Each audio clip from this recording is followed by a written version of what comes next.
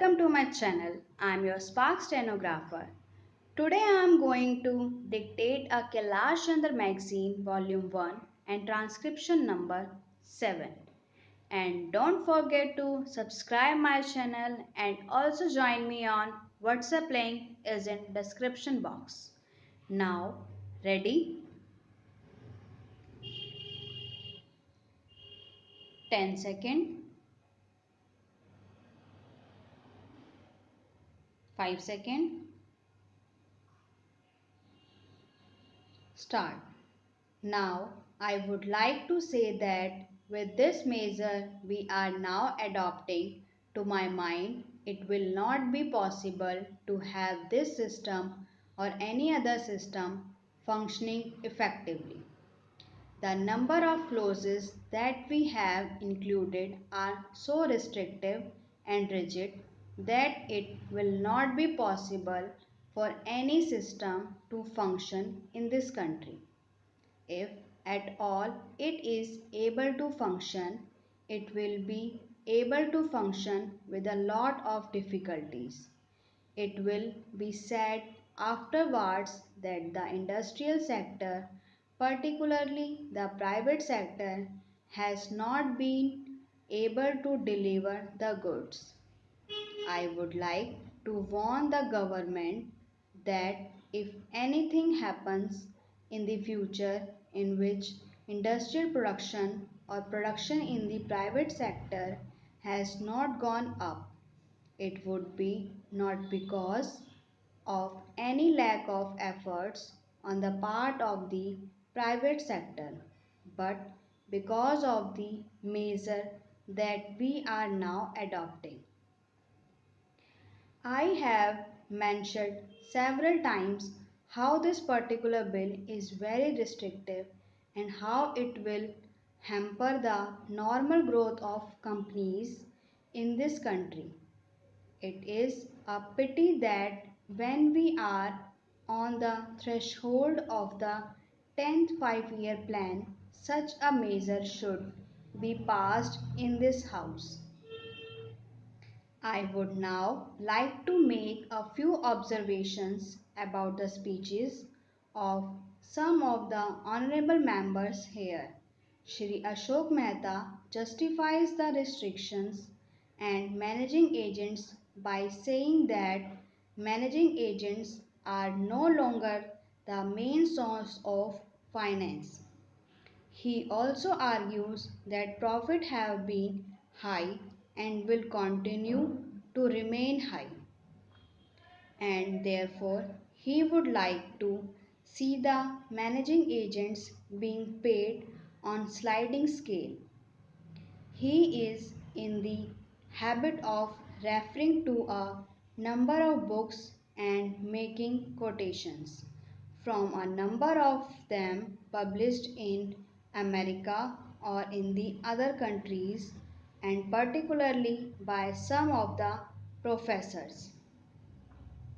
I would also like to mention to him that even when companies are floated, it requires a certain amount of confidence amongst the investing public, and it is because a particular firm in managing a particular company that this confidence is created in the investing public. Even there, as the Honorable Finance Minister has said, there is a sort of overall tight control. New banks and insurance companies are not floated nowadays. What you have are the few banks which are existing and the few insurance companies that are existing. The other point is that the creditworthiness of the managing agency firm does count to a certain extent in getting credit from the banks and other financial institutions.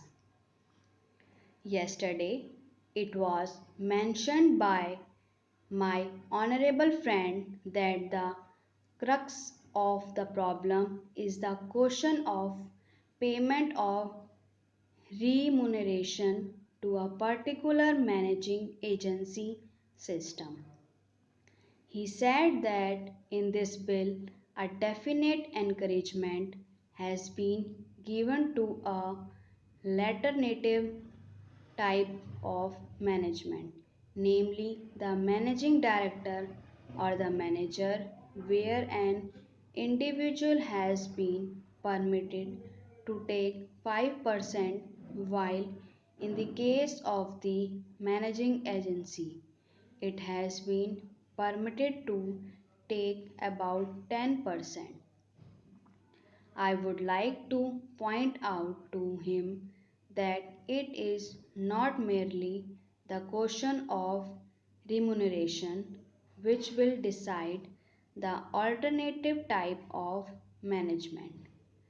The remuneration is not a very important thing unless and until you allow a certain amount of flexibility for any system to function.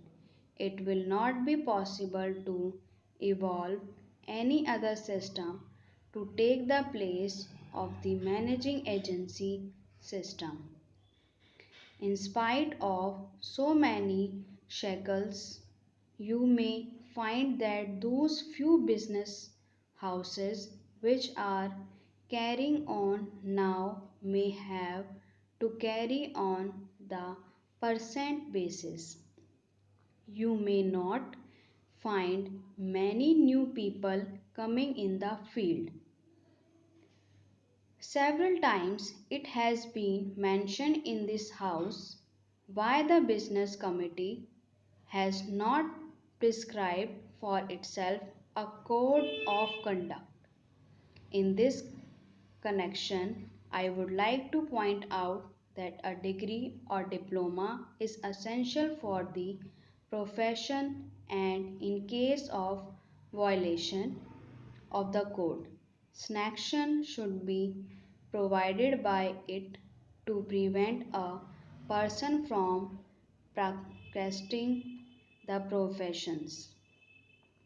Today, even Ashok Mehta and Shri C.C. Shah can set up a grocery shop and become businessmen. Nobody lays down an knee condition for starting business, and nobody can prevent other from continuing it.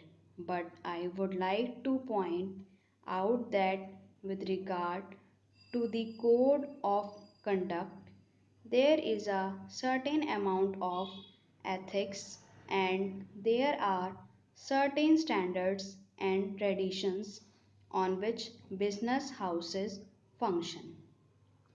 If a particular firm has not got proper way of managing its business, you will find that business house will find it difficult to function, and it would be difficult for it to command the confidence of the business community. It would not be possible for it to function as effectively as firm which has proper ways of managing its business.